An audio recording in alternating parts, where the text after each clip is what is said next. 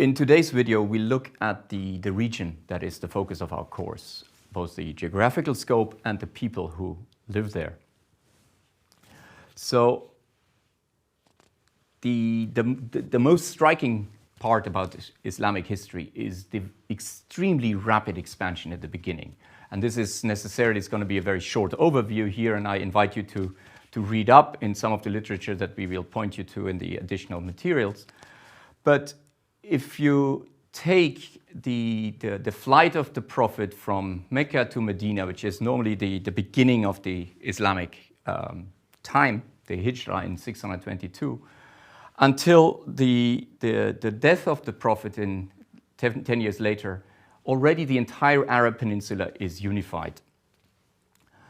And under the next four caliphs, the caliph is the word for successor, the so-called the righteous caliphs, the properly selected caliphs, you already see the expansion very dramatically to large parts of the Sasanian Empire and large parts of the Byzantine Empire and into North Africa. And then the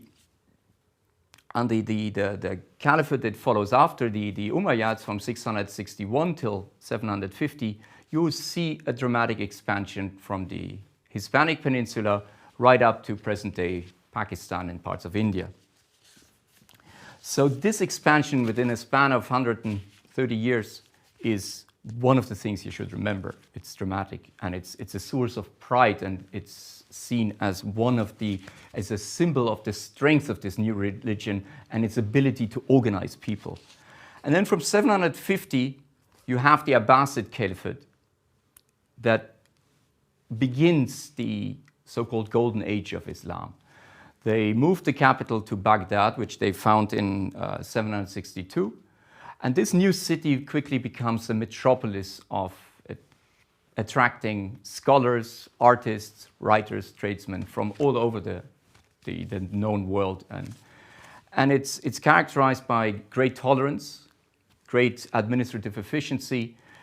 And this period of then the next roughly 400 or 500 years is probably the best period for Islamic civilization, or one of the great periods. And this is one of the areas to which current Muslims refer back when they describe, for example, their religion as a religion of tolerance. And that's something that you should remember.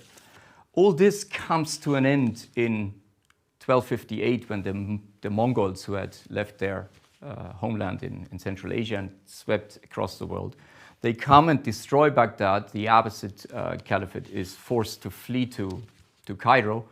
And it continues to exist, but in much reduced form.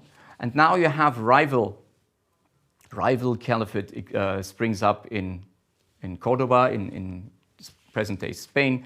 So this unity has been broken. And we now enter, after this period of the heroic period of expansion, the golden period of consolidation, we now enter a period of fragmentation. And the Abbasid Caliphate falls to the Ottomans in 1517, and that continues in existence till 1924 when it's abolished by Ataturk.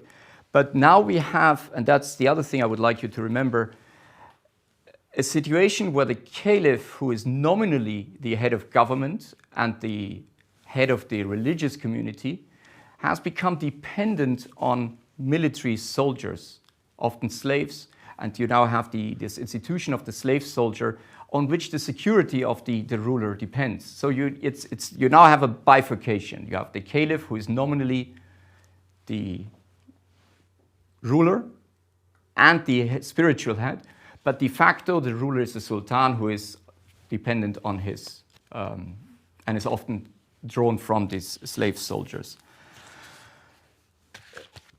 And this we will come back later, but this is a point, the division you should remember. And by and large, the office of the caliph continues to instill among the faithful the loyalty that the Prophet had naturally commanded. But in reality, he becomes an ever more powerless person. And this is one of the continuing characteristics of Muslim public law or government, which follows us right up to contemporary eras, is the basic failure of Islamic political thought to come up with a realistic theory of government that takes account of the reality of divided authorities between the spiritual head and a nominal head. And you see a problematic and a consistently problematic approach towards the state. And the dogmatic ideal continues to draw on the early model of the Prophet, but increasingly it has ever less connection to reality. So its ability to actually structure and guide actual governance diminishes over time. And that's one of the problems that we will keep coming back in this course. And it's only in the 20th century that you now have new attempts to come up with a coherent theory of Islamic governance. Let's briefly talk about the populations that inhabit these Muslim lands that are now coming under the control. And one of the things to be remembered is the relative disinterest, let's call it, of the Arab conquerors in turning the people that are now coming under their rulership, in forcing them to become Muslims immediately. So there's a recognition that local customs can and should continue. And so we have for a very long period, you have large percentages of the populations remain non-Muslim. And this in turn explains the diversity of the people that are now Muslim, because they later on they did become Muslim, but they continue to carry their own local traditions, both in terms of customs, but certainly in language, but in ethnicity, etc. And a very important element is also that the Arab conquerors, they took over existing administrative traditions, particularly from the Persian Empire, but also elsewhere. That they, for example, when much later when they moved into India. So local administrative traditions continued and were incorporated into what now becomes an Islamic form of governance. And the flowering of the cultural golden age that we just described is, to a strong part, is a result of this symbiosis of different cultures that are now coming together. For the contemporary period, the thing that you should remember now is the sheer diversity in the populations that we will look at. So you have, on the one hand, the traditional Arabs that live in the Arab Peninsula, but you have Somalis, Afghans, Iranians, Chinese, Bosnians, also the people who are now Muslims. They are recognized as Muslim, they see themselves as Muslim, but they are very, very different in the way they structure their lives. The other thing that is also to be remembered is the linguistic diversity that has always existed throughout the Muslim period. You might have heard that Arabic as a language of the Quran, as a language of the Prophet, obviously plays a large and important role. And we see this in the imposition of the Arabic script that has been adopted throughout large parts of the Muslim lands. But let's not forget that the use of the script does not necessarily mean that these people speak Arabic. So if you look at this Firman, which is an Ottoman governmental order, a law, it's written in Arabic, in the Arabic script, but it's clearly Turkish. If you look at the next one, this is a Persian Firman, written again in the Arabic script. And so the script has displaced previous scripts that it might have existed, but it's written in Persian. So the thing to remember is that Arabic as a lingua franca exists as an ideal, particularly, this when it's in the annual Hajj, it's an ideal that comes to the fore, but it doesn't really work in practice because the command of most people to speak Arabic has always been and continues to be limited. And so we cannot look, and this is the point I'd like you to remember, we cannot look at this area as one unified common cultural field. It's a very diverse field, both in ethnicity, in language, and in culture. And this diversity is also reflected in the economy. So if you look at the income distribution, you have some of the richest places in the world, like Qatar, which is in most rankings, right now it's the number one with an annual income of more than $100,000. And you have some of the poorest places like Somalia with an annual income of $600, or Afghanistan with roughly $1,000. So these incredible range exists within the group that we look at, and that's to be remembered. We have in the group also some countries like Turkey or Malaysia with very impressive economic performances, while most others have stagnated. So if you look at this graph now, it shows the absolute GDP in current dollars from a period from the 1960s to today. And the graph that you see on top, this is Kuwait, and indicated by the period where the graph is broken when Kuwait was occupied. And its income reflects the rise in oil prices. So it's not a truly domestically generated income.